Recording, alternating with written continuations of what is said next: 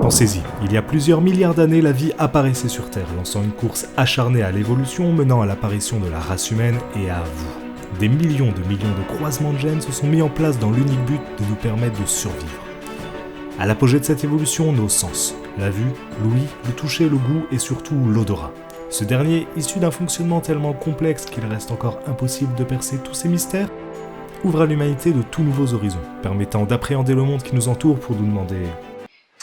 Vous êtes sûr il est encore bon le fromage ? Bref, qu'est-ce qu'une odeur ? Alors, avant de répondre à la question, on va déjà essayer de résumer pourquoi on est capable de sentir les choses. Qu'est-ce qui, dans l'évolution, a fait que l'odorat est apparu et quelle est son utilité ?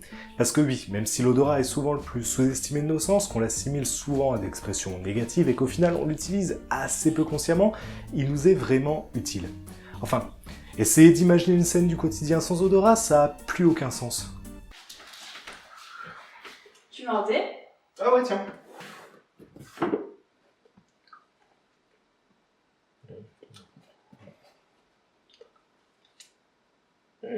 Celui-là. Si je vous demande à quoi vous sert votre nez, forcément vous allez me dire à sentir les odeurs qui m'entourent. Et on peut bien évidemment imaginer que c'est l'une des premières raisons qui a fait que lors de la course à l'évolution, les êtres capables de sentir les choses autour d'eux ont eu plus de facilité à survivre. Parce qu'avoir cette possibilité permettait certainement à l'époque de trouver plus facilement de la nourriture par exemple. Mais notre odorat a aussi beaucoup d'utilités cachées que l'on utilise pour la plupart du temps inconsciemment. Je pense qu'il nous est tous déjà arrivé de sentir quelque chose nous rappelant un moment particulièrement plaisant de notre enfance. C'est en fait parce que ce sens est directement lié à l'hippocampe et à l'amygdale, les parties du cerveau les plus impliquées dans la gestion de nos souvenirs. En fait, l'odorat avec le goût sont même les deux sens les plus liés à cette notion de souvenir. Certainement dans le but de nous avertir qu'une situation est dangereuse ou qu'au contraire on peut y aller en toute sécurité. Ajoutez à ça le fait que vous êtes inconsciemment capable de reconnaître l'odeur de chaque membre de votre famille ou de vos amis proches. Bon, sauf si vous avez pas de famille et pas d'amis, ou pas de nez. Bref, ajoutez ça et vous obtenez l'une des autres principales utilités de ce sens, faciliter les interactions sociales. D'ailleurs, des études comparatives ont été réalisées entre des cerveaux d'Homo sapiens et de Néandertal et celles-ci ont démontré que notre sens de l'odorat était beaucoup plus développé que celui des Néandertals. Et de nombreux experts s'accordent à dire que c'est cette capacité à reconnaître inconsciemment nos proches, améliorant donc les relations familiales et la cohésion du groupe, qui pourrait être l'une des raisons pour laquelle les Homo sapiens ont survécu au grand jeu de l'évolution. Toi tu vis, toi tu crèves. Ok, maintenant qu'on sait pourquoi on sent, on va pouvoir répondre au sujet « Qu'est-ce qu'une odeur ?» Parce que si j'y réponds pas, je vous connais, vous allez être frustré après.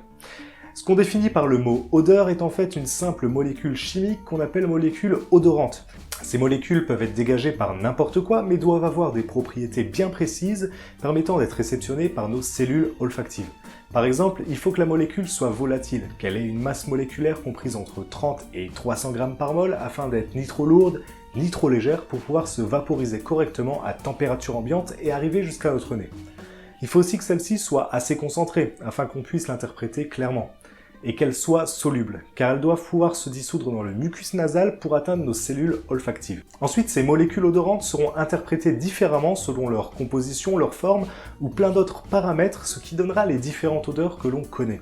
Pour comprendre un peu le fonctionnement derrière tout ça, dans notre nez se trouve ce qu'on appelle l'épithélium olfactif. Il s'agit de minuscules ramifications composées de récepteurs et capables d'intercepter ces molécules odorantes pour les analyser et les transposer en un message électrique envoyé au bulbe olfactif.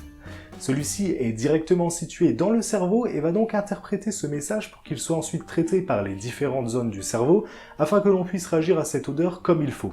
Alors, il faut savoir que l'épithélium olfactif ne couvre que 8% de la cavité nasale. Du coup, seulement moins de 10% de l'air inhalé est analysé et certaines odeurs peuvent donc facilement nous échapper. C'est d'ailleurs aussi pour ça qu'on va instinctivement absorber beaucoup d'air d'un coup en reniflant quand on veut sentir plus précisément les odeurs. On a environ 5 millions de cellules olfactives et c'est donc elles qui vont nous permettre de sentir ou non les odeurs. À titre comparatif, un chien en a presque 70 millions, d'où le fait que son odorat soit beaucoup plus développé. Toutefois, même si nous pensions il y a quelques années que l'être humain était capable de sentir jusqu'à 10 000 odeurs différentes, des études récentes suggèrent que le nombre différent d'odeurs que notre cerveau serait capable de discerner serait en réalité supérieur à 1 milliard. On a donc bel et bien tendance à sous-estimer notre nez. Bref, après un souci avec ces molécules odorantes, c'est qu'elles se dégradent assez vite, et c'est pour ça qu'une odeur ne persiste jamais très longtemps dans l'air. Mais cette dégradation est d'autant plus renforcée dans un air pollué.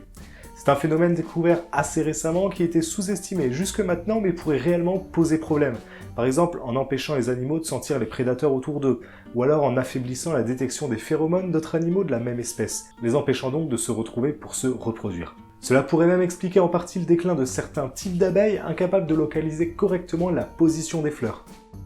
Du coup, pour en revenir à notre sujet, l'idée reçue voulant que l'odeur d'un objet soit directement composée de molécules de cet objet précis n'est pas tout à fait exacte. Par exemple, dans le cas d'un fromage, son odeur n'est pas directement composée de fromage, elle est produite par le processus de fermentation du fromage qui va dégager une molécule appelée méthanétiol, et sentir bon ou pas selon les personnes.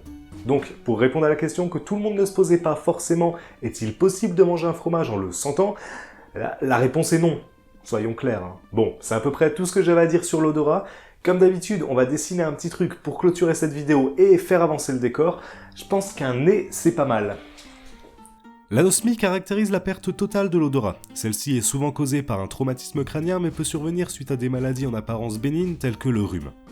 Il s'agit d'une maladie pour l'instant assez méconnue mais témoigne bien de l'utilité de notre odorat au quotidien. En effet, les patients en souffrant se révèlent avoir un taux plus élevé d'anxiété et de dépression et connaître une baisse importante de leur libido, preuve de l'importance de ce sens pour les interactions sociales.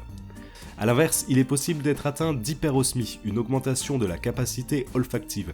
Celle-ci se manifeste majoritairement dans des cas de migraine chez les femmes enceintes ou suite à des chocs émotionnels. Et même si cela peut sembler être plutôt positif à première vue, les patients souffrant de cette maladie témoignent souvent d'un profond mal-être et de nausées quasi permanentes. Et voilà, j'espère que cette vidéo vous a plu et que les odeurs n'ont plus aucun secret pour vous. En attendant la prochaine fois, n'hésitez pas à vous abonner, on est maintenant plus de 400 sur la chaîne et ça c'est plutôt cool. Bref, à la prochaine. Tu bouges pas, hein, tu bouges pas.